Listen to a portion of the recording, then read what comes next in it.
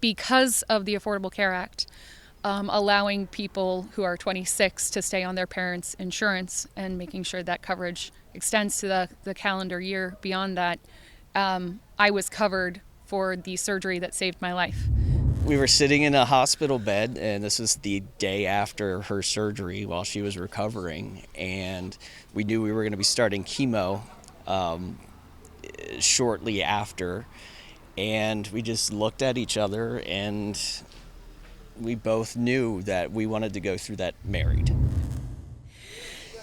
There's a certain part of marriage vows that have to do with sickness and health and as long as we both may live. And when we first got engaged, that seemed like forever. You know, when most people get engaged, it's I want to be with you forever. And we didn't know, we still don't know how long our forever is going to be. So those words came out in a bit of a squeak from me. Yeah. So I had to stop and wipe away a lot of tears. Yeah, there were a lot of tears. And it lowered the cost of health care. No one talks about that. Healthcare costs as a percentage of our economy are finally not going up faster than inflation. If they had a plan to do that, we'd be supporting it. No. What do they have? They have they have a cold, hard repeal and let the chips fall where they fall. That's their plan. And why are they doing it? Because they've been lying for 8 years, right? They've been lying for 8 years about this law. They haven't had the courage to tell their constituents what this law is doing for them. She graduated from law school in Miami. She moved up to live with me in Delaware. We had our whole lives ahead of us. We were planning our wedding, and one day everything changes when we go to the emergency room, and then a week later it's not only cancer, it's stage 4 cancer. And shortly after that, the following month, I was diagnosed with multiple myeloma, which is a blood cancer. I received chemotherapy at Johns Hopkins, and the Affordable Care Act literally saved my life. Because I had the coverage I had through the ACA, I could have the stent put in that allows me to talk to you today. The surgery was only the first time that the ACA saved my life. When that policy expired in January of the following year, I was only halfway through my chemo. And so I was still able to get a policy because of the ACA and finish my chemo.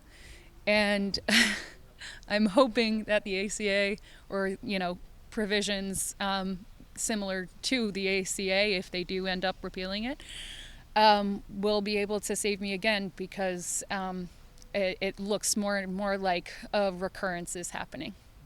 Taking away medical coverage for 22 million people is no way to make America great again.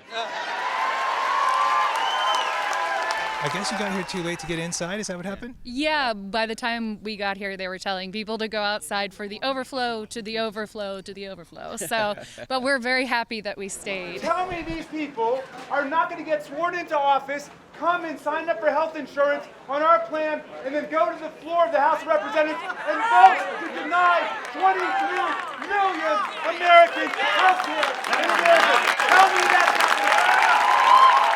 I'm really thrilled that this many people were willing to come out and fight on our behalf. For us, it's, a fight of, life or death, financial ruin or not. And for other people to come out and fight for people like me and all the people that are covered under the ACA, it's really inspiring. It gives me hope. That moment during the Republican debate of 2012, let them die. What do we say to our fellow Americans to convince them that another approach might be warranted?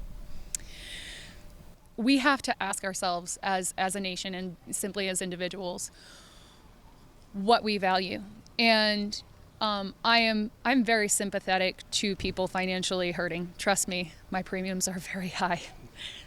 But we have to ask ourselves whether we hold that value, whether we are willing to let people die. And we cannot think of people in the abstract. You have to think of people as the people in your life. You have to think of it as you, because it might be you. It was me. And I was 26. I ran a half marathon the year before I was diagnosed. You don't know when you're going to get sick. And we have to ask ourselves, do we value human life over our own inconvenience, over a couple $100 that you wouldn't have spent? And to that, I'm not saying that the problems with the ACA aren't persisting, and even President Obama himself has said, if there's a better plan, I would love to hear it. And I am of the same opinion. It's not about politics. It's about people. It's about patience. And it's about valuing human life.